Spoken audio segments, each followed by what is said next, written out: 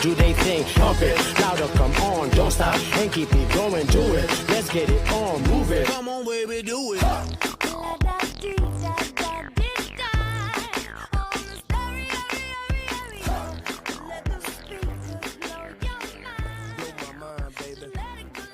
Assalamualaikum warahmatullahi wabarakatuh. Kami dari kelompok Pragmatik akan membawakan sebuah cerita pendek berjudul Diksi di Atas Mimpi. Jika tingginya gunung sudah aku taklukkan, sekarang giliran untuk kudapatkan. Jika dinginnya malam telah aku lawan, maka sekarang gilirannya untuk aku kalahkan. Diksi dan mimpi hanyalah anganku jika kamu tidak berusaha mewujudkan. Sarah! Panggil Rani yang sedang berlarian menuju Sarah dengan semangat. Kenapa, Ran?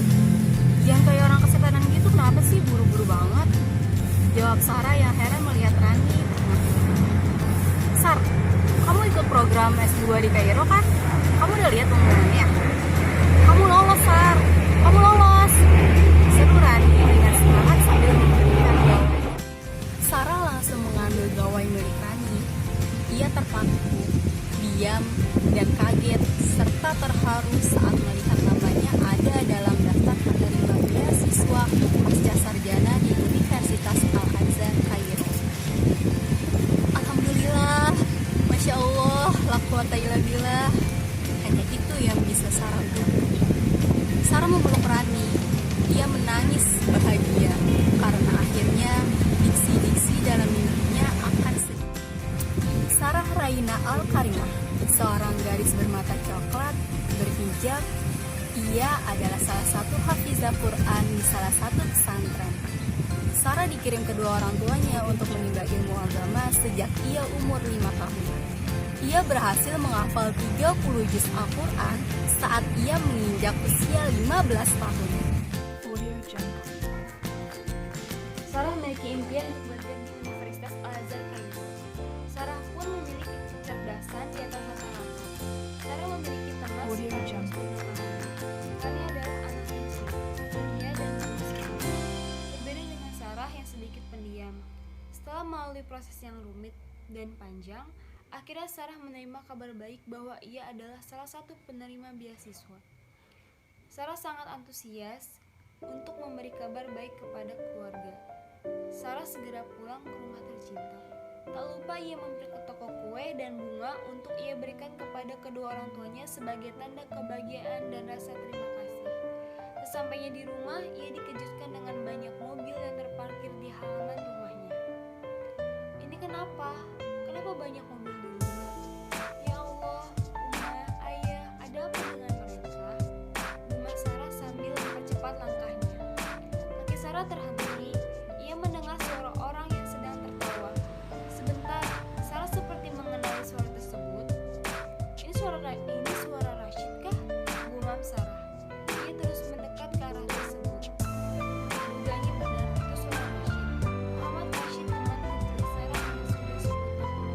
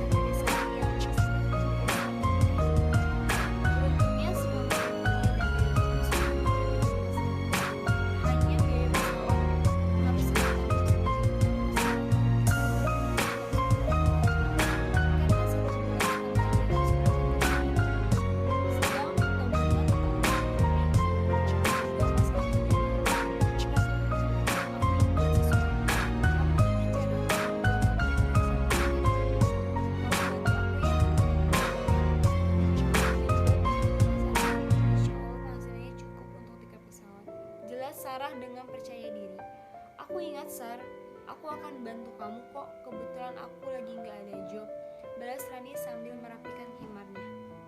Sarah mulai berusaha untuk mendapatkan uang dengan bisnis memasarkan tote bag. Dari mulai berjualan di pasar hingga online shop pun ia lakukan. Sarah sedikit keras kepala, ia selalu yakin kepada Allah Ta'ala bahwa Allah membukakan jalan untuk orang yang berusaha. Tahajud dan duha tak pernah ia tinggalkan. Berdoa dan bermunajat selalu ia lakukan. Hari berganti hari, waktu terus berputar, keringat selalu muncul tiada henti, dan usaha tidak pernah padam. Meski lelah letih terus menggelayuti, Sarah sudah berusaha semaksimal mungkin. Namun, qadarullah, uang yang Sarah kumpulkan belum cukup untuk membeli tiket pesawat ke sana. Sarah berjalan di atas trotoar dengan kaki lunglai, lemas, bingung mencari uang kemana. Tak sadar, ia sudah berjalan menuju rumahnya hingga sebuah batu menyadarkan lamunannya. Ya Allah, sakit sekali. Sarah merintih kesakitan sebab lamunannya membuat ia tersandung batu. Sarah pun tersadar dari lamunannya. Kebetulan azan asar sudah berkumandang. Ia bergegas menuju masjid terdekat. Seusai sholat, lagi-lagi berdoa untuk dimudahkan urusannya. Saat Sarah memakai sepatunya, tiba-tiba ada yang duduk di sampingnya. Sarah sangat terkejut. Ayah? Panggil Sarah sambil mencium tangan ayahnya. Iya Sarah, ini ayah. Kenapa kamu gak pulang, nak? Maafin Sarah ya. Saat itu Sarah sudah pulang, tapi Sarah melihat ada Rashid di rumah. Sarah mendengar ada kata nikah. Sarah belum siap untuk menikah, ayah. Sarah ingin meneruskan pendidikan. Jelas Sarah dengan mata berkaca-kaca. Sebaiknya kamu pulang dulu, nak. Ayah khawatir kamu kenapa-napa. Untung saja Rani menghubungi ayah dan meminta izin untuk menginap di rumahnya. Memangnya kamu ingin meneruskan kuliah di mana? Jawab ayah. Sarah ingin kuliah di Kairo, ayah. Jawab Sarah dengan rendah hati. Kairo? Enggak, Sarah. Ayah tidak setuju kamu kuliah di Kairo. Itu sangat jauh, nak. Ayah ingin kamu menikah saja dengan Rashid. Kamu juga kesana gak ada mahramnya, nak. Tidak, ayah. Sarah ada temannya kesana. Ada Sari juga kok. Sekali tidak, tetap tidak, Sarah. Bentak ayah dengan nada marah dan langsung pergi meninggalkan Sarah. Untuk pertama kalinya Sarah dibentak ayah. Dia terdiam dan tak sadar. Air matanya lolos begitu saja. Tak lama setelah ayah pergi, Sarah mendengar suara seperti sesuatu benda yang terbentur. Ayah! Teriak Sarah berlari menghampiri sang ayah yang tergeletak di jalan akibat tertabrak mobil. Ayah Sarah langsung dilarikan ke rumah sakit terdekat. Sarah sangat menyesal sempat berdebat dengan sang ayah. Azan maghrib berkumandang. Sarah segera menunaikan sholat maghrib di masjid rumah sakit. Ya Allah, yang maha mengetahui seluruh isi semesta, yang mengetahui segala isi hati. Ya Allah, Engkau tahu bahwa tidak ada sedikit pun niatku untuk menyakiti orang tuaku.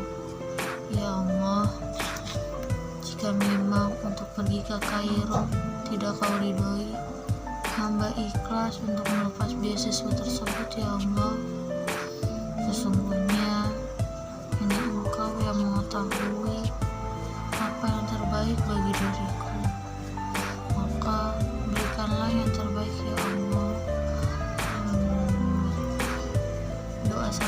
seusai sholat maghrib. Lantas, Sarah sangat berharap bahwa diksi-diksi di atas mimpinya tidak hanya tertuang dalam sebuah kertas, melainkan menjadi sebuah kenyataan yang ingin ia lukiskan di alam. Namun bagaimana jadinya? Semua ia pasrahkan pada Tuhan. Diksi-diksiku muncul lagi. Ia bertanya, akankah ia hadir menjadi nyata atau hanya sebuah ilusi? Sarah menutup buku dengan diam saat dokter memanggil namanya untuk menemui sang ayah. Tangannya mulai ringan, jantungnya berdebar kencang. Ia takut menemui sang ayah karena rasa bersalahnya menyelimuti seluruh kepalanya. Dari situ Assalamualaikum. Jawab Sarah. Waalaikumsalam. Jawab ayah lemas. Ayah, bagaimana kondisi ayah? Sarah sangat minta maaf karena sempat mengatakan ayah. Sekarang Sarah ridho jika ayah tidak mengizinkan Sarah untuk terbang. Insya Allah, Sarah juga ridho jika ayah ingin Sarah nikah dengan Rashid. Jelas Sarah menutup mata berkaca-kaca, mengikhlaskan diksi di atas mimpinya menjadi pertama. Lalu sang ayah menjawab, "Nah, kamu tidak perlu meminta maaf, karena seharusnya ayah yang minta maaf. Ayah gak seharusnya membentak kamu. Ayah setuju. Ayah ridho kamu pergi kuliah ke Kanada. Ayah akan telepon rekan ayah untuk menjelaskan masalah perjodohan kamu dengan Rashid. Ayah sudah batalkan karena dia bukan yang terbaik untuk kamu. Tadi sebelum kesini, Umar melihat Rashid pergi ke tempat yang tidak seharusnya.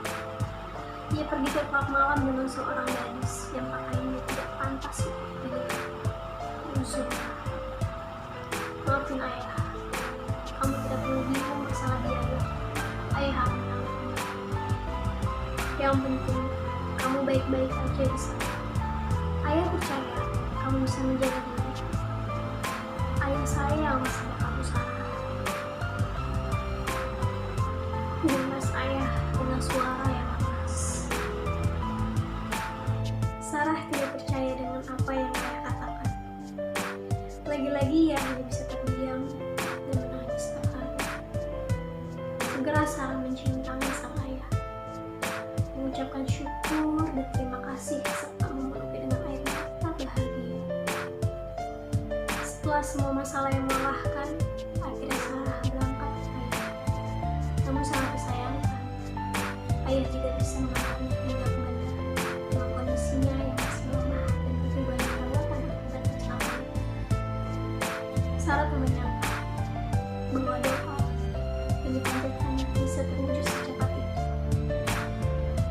Keyakinannya terhadap kuasa Tuhan semakin bertambah besar. Dengan modal sabar, ikhtiar, dan tawakal, akhirnya sebuah diksi di atas mimpi yang ia tuliskan ternyata bukanlah sekedar angan. Ya, cukup sekian. Ini dia cerita dari sebuah cerpen diksi di atas mimpi. Dari cerita ini kita dapat mengambil kesimpulan atau amanat bahwasannya segala urusan duniawi dan cobaannya kita tetap harus yakin terhadap kuasa Tuhan dengan modal sabar, ikhtiar, dan tawakal. Karena apapun yang kita butuhkan, apapun yang menurut Allah itu baik, pasti akan dipermudah dan akan terwujud. Intinya, jangan lupa berusaha tanpa doa itu sombong, dan berdoa tanpa usaha itu sia-sia. Jadi harus seimbang. Unsur intrinsik cerpen dengan tema pendidikan dan cita-cita, penokohan Sarah, Rani, dan Ayah, alurnya maju, setting latar tempat yaitu di sekolah, rumah sakit, masjid, trotoar, toko bunga, dan toko kue. Waktu sore hari dan malam hari, kejadian kecelakaan mobil, gaya bahasa hiperbola, dan kiasan personifikasi. Ini dia adalah hasil cerita cerpen dari kelompok kami. Kurang lebihnya mohon maaf. Jika ada salah kata, salah bahasa, atau apapun itu, harap mohon dimaklumi karena kita juga masih belajar. Kurang lebihnya mohon maaf. Assalamualaikum warahmatullahi wabarakatuh.